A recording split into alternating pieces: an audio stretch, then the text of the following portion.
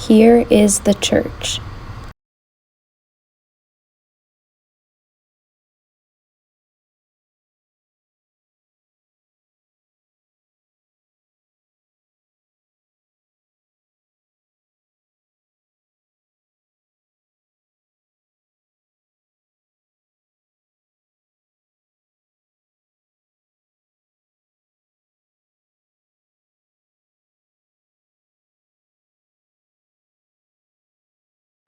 Here is the steeple.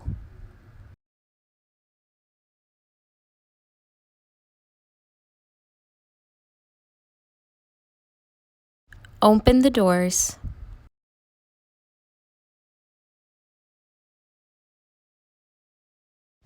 And see all the people.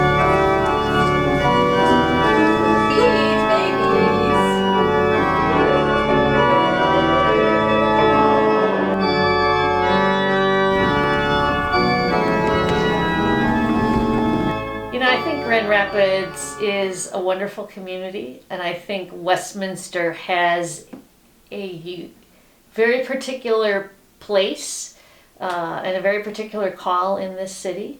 I think the need for justice for all people is something that's core to who we aspire to be. And that is really important, to be as inclusive as we possibly can is particularly important here in Grand Rapids. And I think the way that Westminster has embraced that call and has done it for a long time, and the deep stories underneath it of what that means has been particularly moving for me. So one time I had a family email me after a sermon, and they had a whole lengthy conversation on the way home and into lunch after church about one word that I used in my sermon. So I love how the people at Westminster listen and listen deeply, and it is palpable sometimes, even in the midst of the service. You can feel people paying attention and listening. So I adore that about Westminster. Being a senior pastor means I have the big picture here, and of course our biggest picture is worship. That's the foundation of everything that we do, and so I have the joy of leading worship and preaching a lot of the year, and just tending to the worship life of the congregation.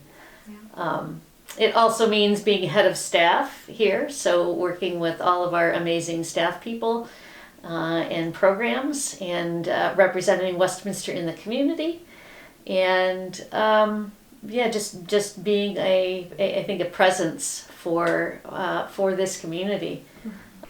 Jen Porter, associate pastor here, and have two parts of my role, which is pastoral care, working with the deacons, and responding to people in all sorts of life situations. So please reach out and let us know, because Susan and our pastoral care team want to be able to come alongside you. And then the other half of my job is adult faith formation, where we hope to engage people in theology, spiritual practices, getting connected with one another, lots of different entry points there. I usually like to say that in my position, I have to be concerned about the faith formation of children and their families, all the way from basically when they find out that they're going to have a baby to 5th grade. That's what I am responsible for. Nice. Popping into the classrooms if someone is unable to teach, and then teaching, and that's what I love, and just hearing the kids with their wondering questions and their belief, and they're just wonderful. Part of being, a need of a child, or a need for all of us, is this sense of belonging. And the church provides that beautiful sense of belonging with all ages. So that in this church, if you're a child without grandparents that live near you, or without grandparents at all, you've got grandparents right here in the church. You have aunts and uncles. you have siblings that maybe you wouldn't have otherwise. And that's what it feels like. It's one big family. And so when we do events, we get all together and do that. We have camp for all ages. We have events where we do service work for all ages. And it's really wonderful just to have all these people who are concerned about our young ones.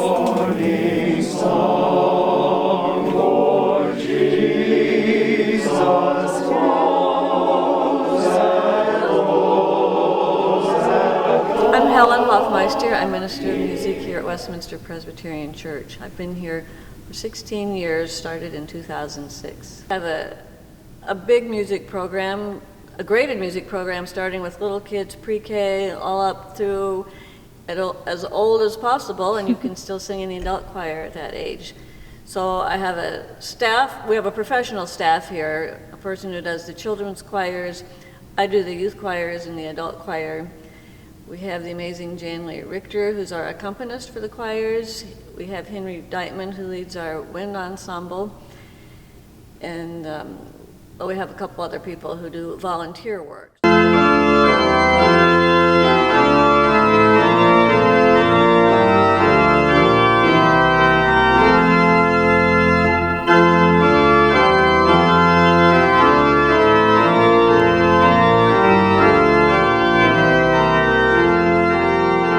If you're new here, you might not know that I'm a twin with a rhyming name. So my twin sister's name is Jeanette, like Lynette. So some people don't know about that about me. I started out when I was 10 years old. And I had a little school in my backyard with the neighbor kids. Classic. and we would do little plays, and then one of the families was a little bit upset because I did do a Bible story once. Oh, no. Okay, this is not supposed to be a religious thing. Sorry. But that's how I started out, and then I went into teaching, and I taught for 10 years, and then I went from there to Calvin College, and I was in the education department as a professor there. And then I was just really called to this position by a member of Westminster. You would have to be new to the church to not know this, but I have two adorable 3-year-old twin grandsons in Kansas, and I talk about them pretty much constantly and show pictures of them constantly. So everyone has gotten the joy of seeing them grow up. Even though they're only 3, they haven't grown up that much. I'm also an avid Jayhawks basketball fan, and we just won the championship. Yay, go Jayhawks! So another thing people might not know about you is your very cool bookshelf because you're a big reader. Would you recommend in particular to new members of the church? Wow, that's a great question. Well, first of all, I'm a huge Walter Brueggemann fan. Walter Brueggemann is a retired Old Testament professor, Professor Emeritus from Columbia Theological Seminary. And I just cannot read enough of him. But one of his books is, he's got a book of prayers called Awed to Heaven, Rooted in Earth, Prayers of Walter Brueggemann. And he has a way with language and reimagining that is winsome and thought-provoking, and it's one of my go-to books if I am looking for a phrase or a prayer or something. This is one I absolutely love. Very cool. And then another one that comes to mind is a book by N.T. Wright. He's another theologian, but writes in a really accessible style. And this book, Surprised by Hope, it's been a while since I have read it, but I've been thinking about it again. One of our congregation members has read it recently, and we've had conversations about it. And he really, talks really about what does the kingdom of God mean, and how does that call us to be who we are as the church. And I think it helps us discover that our vision is usually way too small. What we think God wants to do in the world is much less than what God really wants to do and what God really intends to do.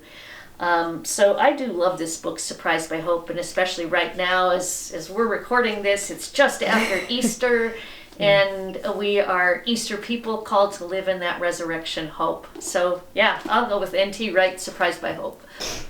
So the first book I pulled off my shelf is Active Hope by Joanna Macy, a book that we just did with Faith Formation.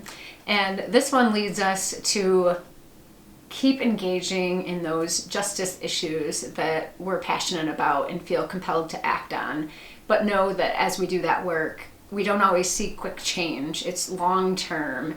And so this book helps speak into how we engage with community and hold on to hope, even when we don't see those quick changes. Then the second book that I grabbed was Common Prayer. It doesn't look very exciting, but our elder Peter So close. Can I just do the second one? Yeah. Okay, and then you can pick whichever explanation of the other one you like the most. So the other book is Common Worship, which our elder for worship, Peter Larson, brings and starts each of our worship committee meetings with. And every time he does, something grabs me there's a devotion kind of for each day.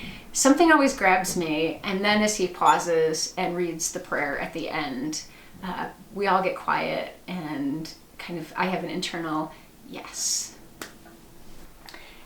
So we gravitate to certain things, and that is good and that is fine. So I encourage you to keep on gravitating to those things that are meaningful to you in your own life and faith journey.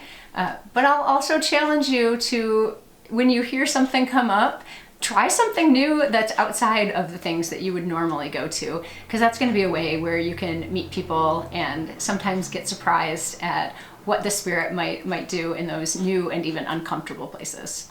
Everyone is welcome. There are no auditions for any choirs whatsoever. All you have to do is want to come and want to be part of the group. The little kids up through 5th grade all practice on Sunday mornings as part of the Christian Ed hour.